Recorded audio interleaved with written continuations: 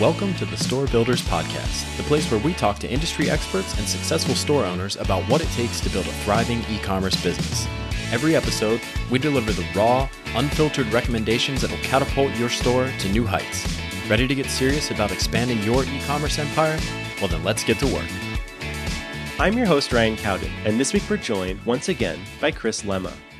In this episode of the StoreBuilders podcast, Chris and I discuss how conversational commerce can help you drive conversions on your online store. Over the past 10 years or so, a lot of marketing efforts have trended towards building up a presence on social media. Social media accounts made brands accessible and relatable. You could follow and interact with them in ways that were not possible before. The recent developments of messaging apps and chatbots have made it possible to extend that level of interaction through the shopping process. Prior to this, shoppers went from an engaging social media account to a fairly static website. Now, with conversational commerce, shoppers can continue to interact with you and your brand while shopping. On this episode, we'll discuss why store builders are using conversational commerce to supplement social media advertising. While social media marketing is effective at driving shoppers to your site, conversational commerce increases the likelihood of converting those shoppers into buyers. Next, we'll offer an explanation of conversational commerce. Conversational commerce basically uses messaging software to connect shoppers with some support while they shop, whether that be a live person or a software program. Then, we'll discuss where conversational commerce takes place. While this mainly takes place on the website, there are other apps and services that can facilitate these conversations. After that, we'll share some considerations about using live humans and chatbots. While both are helpful, your customers' preferences might be based around their age and their generation's attitudes towards automated support. And finally, we'll discuss where this trend is headed. As store owners continue to want to drive revenue, this is definitely a tool you'll want to have in your tool belt. If you're searching for more effective ways to communicate with your online shoppers, then this is one episode you won't want to miss. There's a lot of actionable advice in this episode, so grab something to write with because you're going to want to take notes. As always, I'll be back on the other side to wrap up any loose ends. So without any further ado, here's my conversation with Chris Lemma. All right, Chris, welcome back to the show. It's great to see you again. It's good to see you, buddy. How you doing? I'm doing great. So today we're talking about something really interesting. We're talking about conversational commerce and just how marketing in general is changing. And I kind of thought to give us some background, could you maybe give us a little bit of information on why marketing is shifting maybe away from social media and more towards messaging apps? Sure. I think the social media is not disappearing, right? So it provides a fantastic lead gen or top of the funnel approach where you're browsing through Instagram or Facebook or Twitter and you see a photo of something or you see someone's recommendation like this is the most incredible X, Y, or Z, and you see a link and you click that link. And so in terms of bringing traffic to sites, social continues to do that and play that part. But e-commerce merchants are spending more energy and effort worrying not just about the top of the funnel, but the bottom of the funnel and conversion. And to that end, you're not seeing tons that we've seen in the last year. Instagram spend more energy trying to figure out how to do conversion, with the social app. WeChat, a completely different, product, does the stuff where you can attach your credit card and do the mobile payment stuff. But you're not seeing that a ton in social in the same way, though, of course, Facebook has its own marketplace stuff. But in terms of your regular feed and clicking and scrolling, the social channels have been predominantly lead generators. And what you're seeing with merchants who are paying attention to conversion is they're starting to look at these bots, any kind of widgets, any kind of messaging apps that sit on the site that allow all of us to be gloriously lazy, right? Like, it's not that the catalog isn't there. It's not that you can't go into looking for the category and then the subcategory and then the product and then look at the variations and then choose one and add to cart. Like, it's not that that doesn't exist, but isn't it easier to just type, hey, I'm looking for Bluetooth headphones over the ear under $400, right? Yeah. And then the little bot goes, here's a link. And the link could take you, depending on what you're doing, right, to the product page, but it could also just take you to the cart. So the moment you start seeing people going, oh, that's what I needed, I'm ready to buy. One of the most common questions, do you have this product in this size or color? Right? Because that's a variation play, meaning I have to navigate down, get to the particular product page, and then start flipping through the drop downs to figure out, is it there? Do you have it in my size? Do you have it? So why not just land on the homepage and ask the question? Do you have this in size, whatever, right? And when you get back to, here's the link, add that to cart. So I think the messaging apps are driving conversion, and that's what's driving that growth and getting people excited about it. Because it's not just about top of the funnel, it's about bottom. Okay. And so that messaging feature, is that what we're referring to as conversational commerce? Is that what that would be? Yeah, it's in 2010 or 11, somewhere around there, Intercom popped up. I think it got far more noticeable about 4 or 5 years ago. 4 or 5 years ago, Drift showed up, right? And when you look at Intercom and Drift, they're different. But those two players plus Facebook Messenger are 3 different players that are allowing us to talk, whether it's with real people or virtualized bots, talk about what we need, what we're looking for, and get that response in real time, right? Like it's very, very fast. You're like, do you have this? Do you have this in my size? Do you have this? And it pops up. If you've ever walked into an actual physical retail store to buy something, we normally have one of 2 interactions with the sales agent who walks up, right? The person walks up and goes, hey, can I help you? And we either say, no, I'm just browsing, right? Like, I don't want your help at all. Or we say, I'm looking for X. Like, I don't want to walk around your whole store. Just take me to the thing. And it kind of depends on, are you a browser or are you a buyer, right? And so our interactions, and it changes all the time. It changes on what store you're in and what you're getting.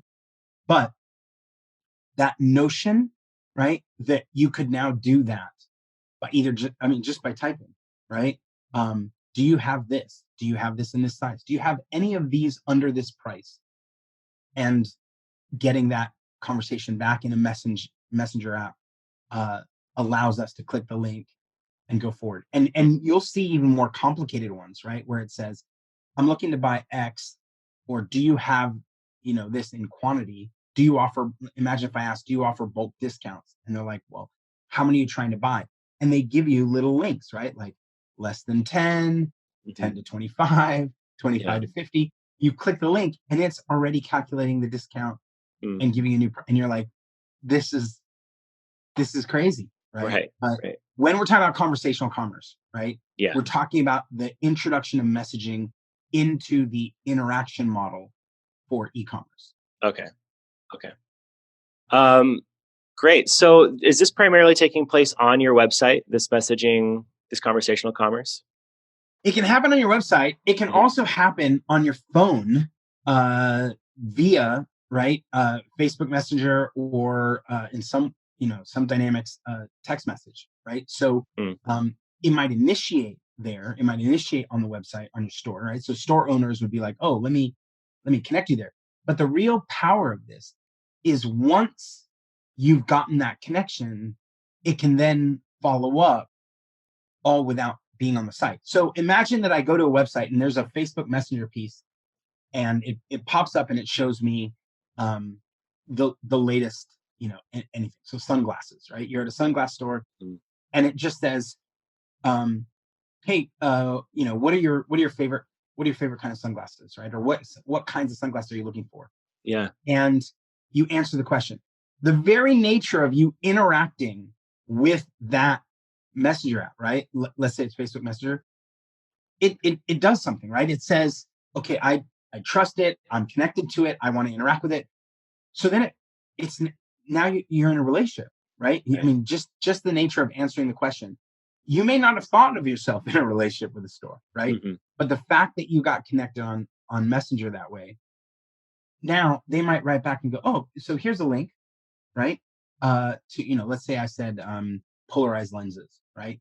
And so here's a link to our polarized specialty shop. So you click the link, Okay. it goes in. Now you're in the subcategory. I didn't have to browse through a bunch of stuff, whatever, right?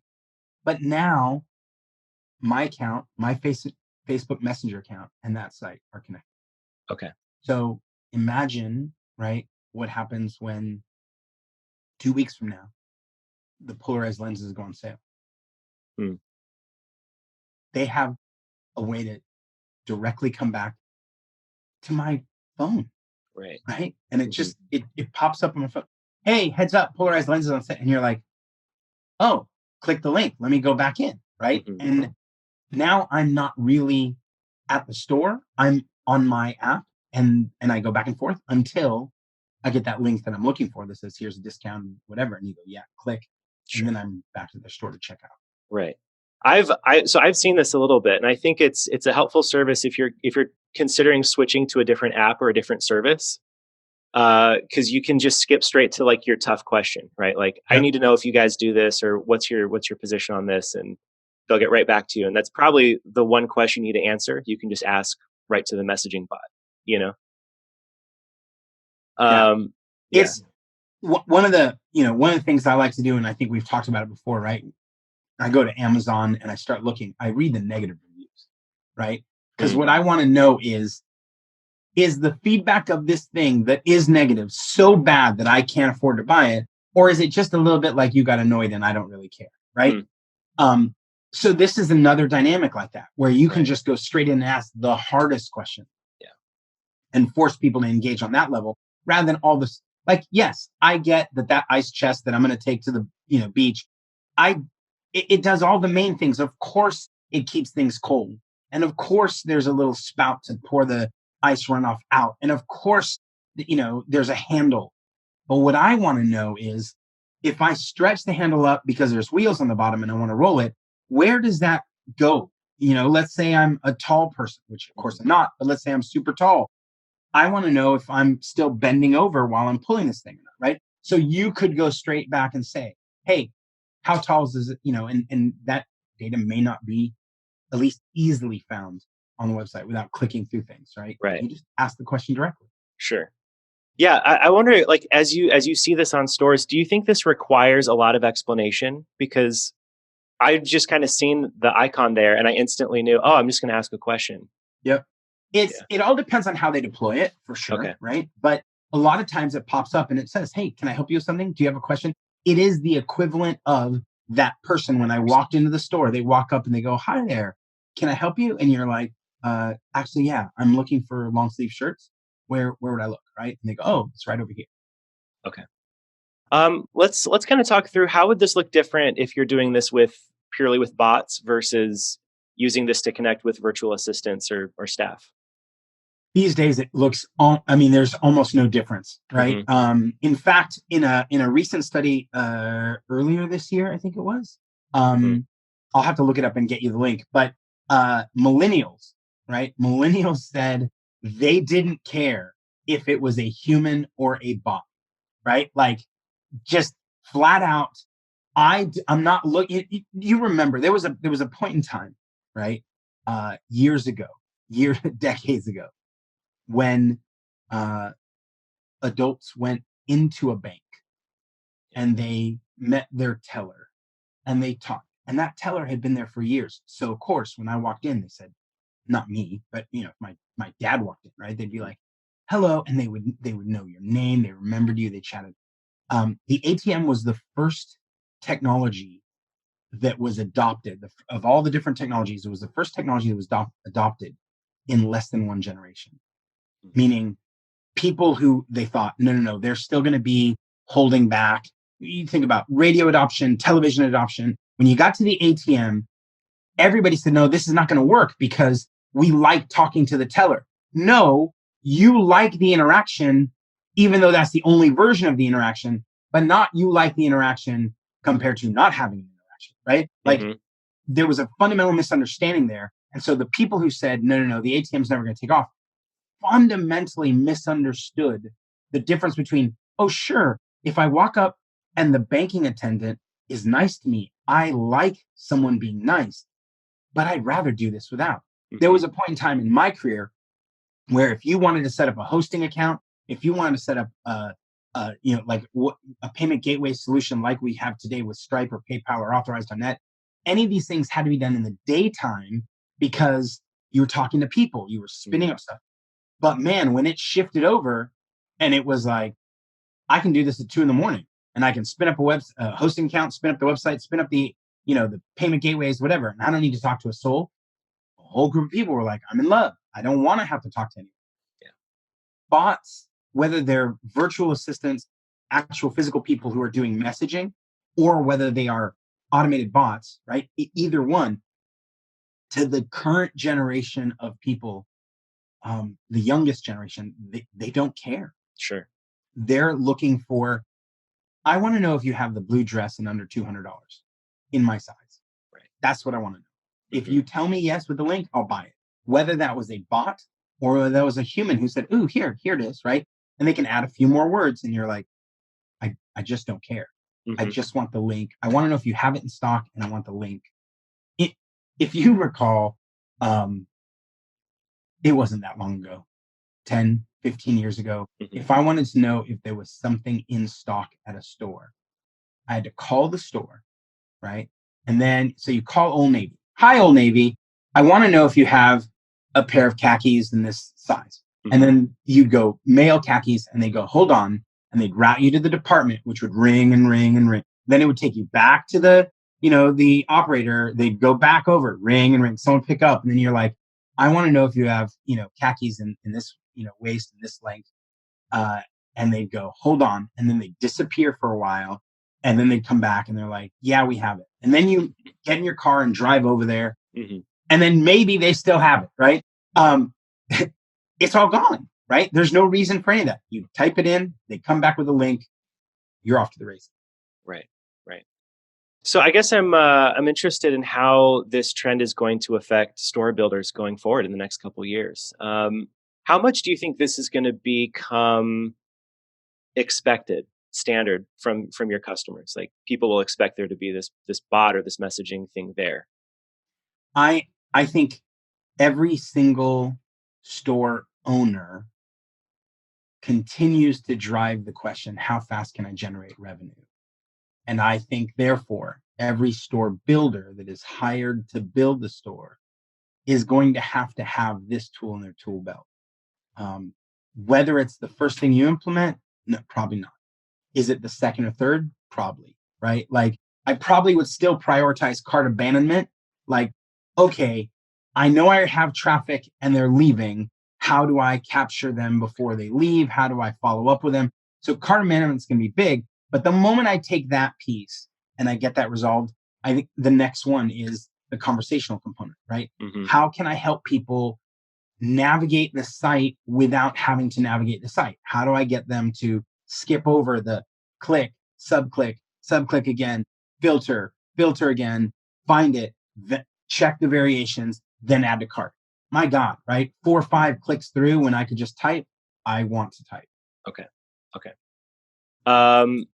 And then do you think this is something that store builders should consider hiring some VAs to answer these messages, or should they start with a bot, or do you have any recommendations? I think the simplest stuff is to start with some of the bots, right? So if you, like I said, Drift is, there are a couple different models out there, and Active Chat is another one that I think it's activechat.ai that has a whole, you can build your own custom bot with WooCommerce, but most of them today, right, with e-commerce platforms, they support it. They understand that there's a product catalog. They understand that pricing is a big component.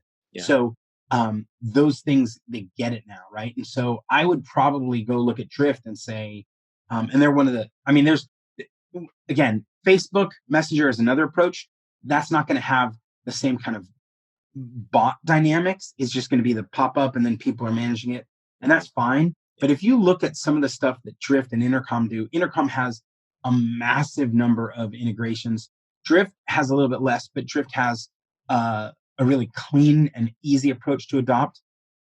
When you grab one of these things and you drop it in, again, I think Facebook Messenger has a ton of people already on, meaning the moment I type in something, it's going to connect to my Facebook Messenger account that already exists. Yeah. So I think you have to play those out. You got to figure out different, merchants will have different audiences and what makes the most sense. But I would say the easiest is jump into one of these, whether you're looking at Drift or Intercom, and start playing with it, start configuring it, start asking a kind of question that allows you to quickly segment your audience, right? Yeah. You can ask the simple question, are you browsing or are you looking for a specific item? And if they go, I'm browsing, you go, cool, I'm here if you need any, if you have any questions. But if they go, I'm looking for an item, all right, what can I help you find? They type it in and you're off to the races. Right. Okay. Chris, this was fascinating. Thank you so much. Awesome. Take care. Thanks. All right, folks, there you have it. That wraps up my conversation with Chris Lemma. He shared a ton of valuable insights and advice today on how to incorporate conversational commerce on your website. We also shared some tools and resources, which will all be linked up in the show notes. I hope you enjoyed our conversation. Please consider subscribing, sharing with a friend, or leaving us a review in your favorite podcast directory. Until next time, best of luck in all that you do, and we'll look forward to seeing you on the next episode of the Store Builders podcast.